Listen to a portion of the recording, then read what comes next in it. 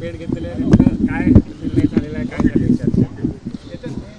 रयत क्रांती संघटना 2014 पासून भारतीय जनता पक्षाबरोबर आहे आणि आम्ही 2019ला लोकसभेची हातकणंगल्याची मागणी केलेली होती आणि त्या जागेची आम्ही पूर्ण तयारी केलेली होती, परंतु युती धर्म आम्ही पाळला आणि ती जागा शिवसेनेला गेली आणि तिथं आम्ही प्रामाणिक प्रचार केला। त्या जागेवरती शिवसेनेचे खासदार धैर्यशील माने यांना निवडून आणण्यामध्ये भारतीय जनता पक्षाबरोबर आमचा सिंहाचा वाटा आहे, परंतु आत्ताची परिस्थिती त्या ठिकाणी बदललेली आहे। शेतकऱ्यांच्या प्रश्नावरती गेल्या 5 वर्षामध्ये आम्ही तिथं ठामपणानं काम केलं। मंत्रिपदाच्या काळामध्ये विकासात्मक कामं मोठ्या प्रमाणामध्ये केली आणि तो चळवळीचा मतदारसंघ आहे आणि त्या मतदारसंघातल्या जनतेला आता बदल हवा आहे आणि म्हणून आम्ही मागणी केली की हा मतदारसंघ तुम्ही एक घटक पक्ष म्हणून रयत क्रांती संघटनेला द्यावा, ही मागणी त्यांच्याकडे केलेली आहे। निश्चित या मागणीबाबत आम्ही चर्चा योग्य त्या पातळीवरती करू हे त्यांनी त्या ठिकाणी सांगितलं। कार्यकर्त्यांनी मागणी तशी केली। आता परत आम्ही वर्षावरती जाणार आहोत आणि मुख्यमंत्र्यांचीही भेट घेणार आहोत की हा मतदारसंघ चळवळीचा मतदारसंघ आहे आणि या मतदारसंघामध्ये गेली 10 वर्ष आम्ही नांगरट केल्या, तणकाट काढलंया, दगडधोंड येचली, ते बांध बंदिस्त आम्ही केलंया, त्या शेताला पाणी पाजलंया आणि म्हणून आता येणारं पीक कुठंतरी शेतकरी म्हणून आम्हाला काढून द्या हे सांगायला मागायला आम्ही वर्षावर सुद्धा मुख्यमंत्र्यांच्याकडे जात आहोत आणि हा मतदारसंघ रयत क्रांती संघटनेला मिळालाच पाहिजे ही भूमिका माझी आज आहे, ठाम आहे या भूमिकेवर। राजू शेट्टी त्या ठिकाणाहून आहेत आणि तुम्ही आणि राजू शेट्टी हा संघर्ष काही आता नवीन नाहीये, तिथं ताकद जर लढायची असेल तर या फक्त राजू शेट्टींचा पराभव म्हणूनच तुम्हाला लढायचं असं काही आहे का? मला कुणाचा पराभव करण्यासाठी लढायचं नाही, मला लढायचं आहे ते तिथला शेतकरी, शेतमजूर, 12 बलुतेदार, आलुतेदार यांच्या प्रश्नासाठी लढायचं आहे आणि खऱ्या अर्थानं तिथं जे काही 10 वर्ष जे खासदार होते माझे सहकारी, त्यांनी सभागृहामध्ये ज्या पद्धतीनं आवाज उठवला पाहिजे होता, FRP त्या ठिकाणी एका बाजूला वाढवण्याबाबतही कधी प्रयत्न केला नाही आणि दुसऱ्या बाजूला जर आपण बघितलं तर रिकव्हरीचा बेस 8.5% तो 10.5% गेला आणि शेतकऱ्यांचा पर टनाला 1000 रुपये ऊस उत्पादकांचा नुकसान झालं। त्यावेळी ते खासदार मात्र सभागृहामध्ये बोलू शकले नाहीत आणि म्हणून निश्चितपणानं तिथल्या ऊस उत्पादक असेल, तिथला दूध उत्पादक असेल, तिथला मजूर असेल, यांना खऱ्या अर्थानं बदल हवा आहे आणि म्हणून मला वाटतं की राजू शेट्टीचं आव्हान हे माझ्या दृष्टीनं क्षुल्लक बाब आहे, कारण गेल्या वेळी आम्ही 1.5 लाखाच्या वर फरकानं त्या ठिकाणी त्यांचा पराभव केलेला आहे आणि बहुजन समाज हा आजही एक आहे आणि मी आजही आपल्या माध्यमातून सांगतो की बहुजन समाजाला बहुजन समाजाचाच माणूस त्या ठिकाणी खासदार करायचा। प्रस्थापित विरुद्ध विस्थापित असा संघर्ष मी करेन असं तुम्ही म्हटलं, नेमकं काय?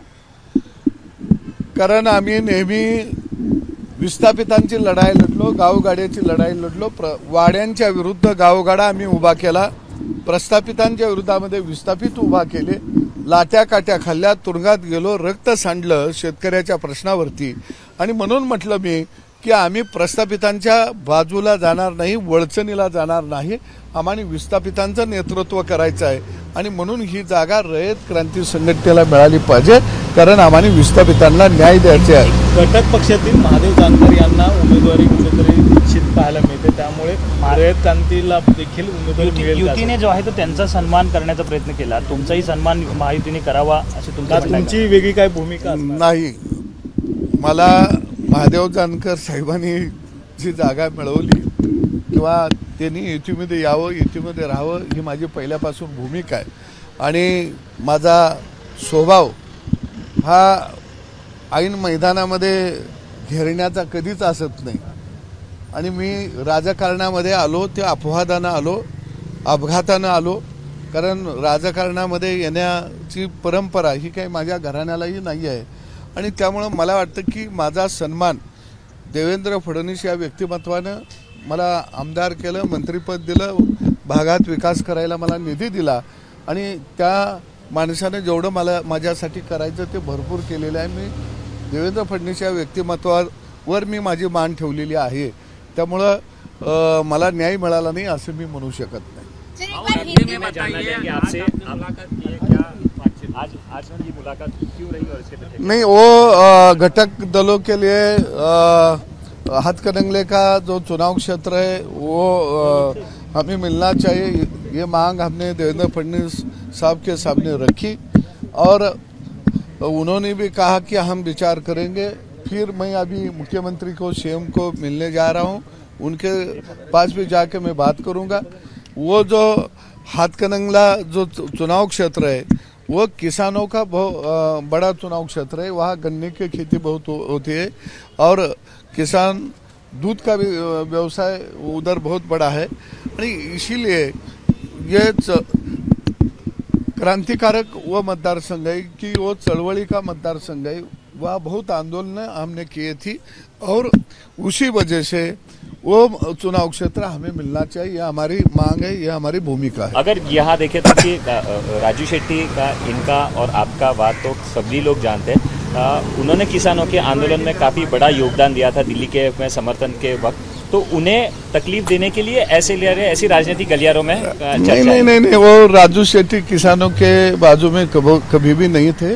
वो कारखानदारों के बाजू में रहे हैं, चीनी मालिक के साथ वो रहे हैं.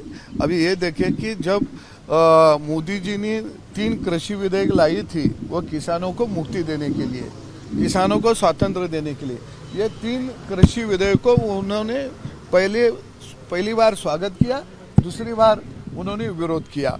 तो किसानों को खिलाफ वो आदमी है, तो इसीलिए उसको कहने के लिए मुझे जाने की जरूरत नहीं. वो हमारा किसान सक्षम है और इस टाइम भी उसको पराभूत करेगा. महाराष्ट्र के किसान नेता अलग अलग रूप में दिख रहे हैं, ऐसा आपका कहना है क्या?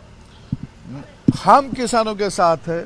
मैं सरकार में था तो भी किसानों के साथ था, आज भी मेरी भाषा किसानों की बाजू में ही है. तो इसलिए तो कौन कहाँ से कौन से रास्ते पे जा रहे हैं मुझे पता नहीं, लेकिन हम किसानों के साथ जा रहे हैं, ये पता है. आप जो डिमांड करें आपको लग रहा है पूरी होगी, आपको सीट दी जाएगी? वो सीट मिलना चाहिए, वो हमारा हक है और हम यह भीख मांगने नहीं आए थे, हम हक मांगने के लिए आए थे. हक नहीं मिला तो आपका रुख क्या रहेगा और क्या?